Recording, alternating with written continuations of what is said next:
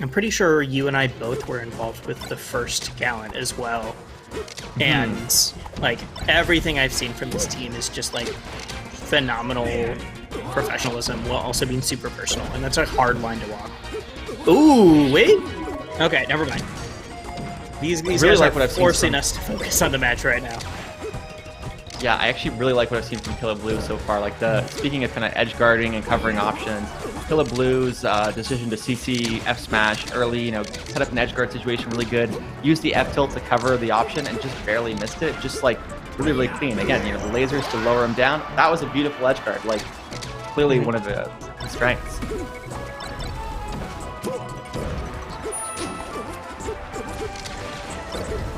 Okay, we're seeing a lot of double lasers from ledge, but at that space. Ooh, no! Uh-oh. Come on, Lefty. Gotta calm down. Alright, yeah, takes the stock. Hopefully gets a little bit of a mental reset. This is one of those matchups where, Melee is a momentum game, but the momentum in a Falco Ditto is really, really hard to slow down sometimes, and you can get punished so aggressively. And a huge part of slowing that down is trying to get laser control back. So we might start to see that a bit now. Should get back the air? guard. Ooh, I'm surprised that wasn't able to hit. Yeah, I'd actually like that option, that's what I was going to say. I don't mind the dash attack. A little too slow on the approach there. Gets punished for it. Yeah, I'd say pretty hard recovery there.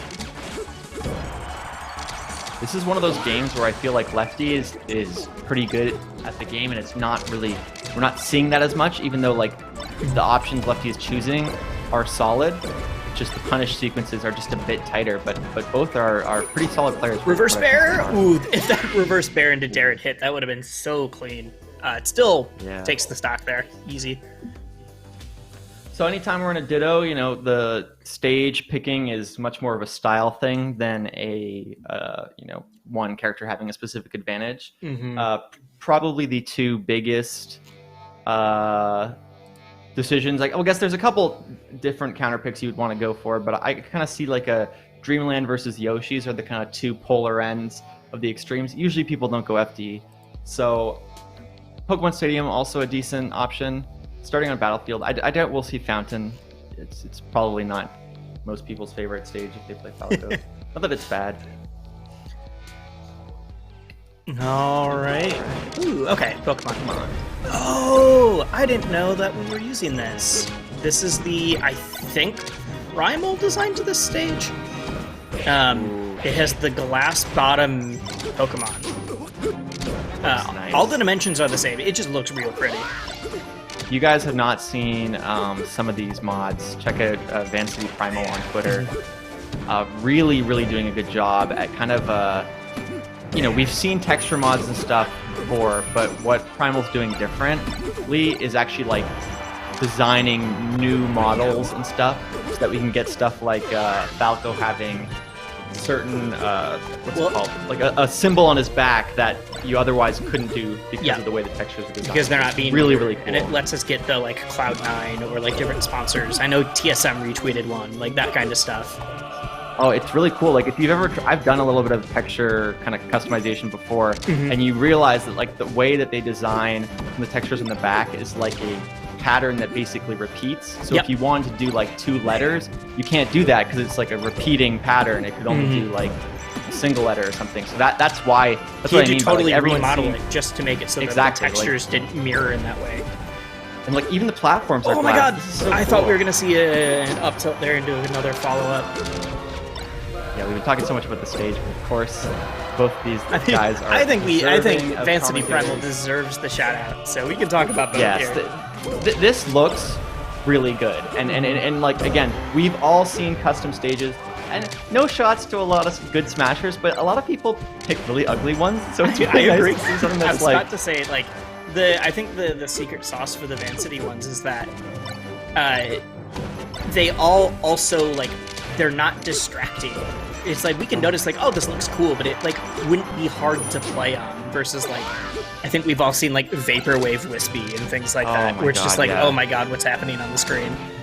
I feel like it's one of those things where people have a bit of a bias towards stuff that's just different.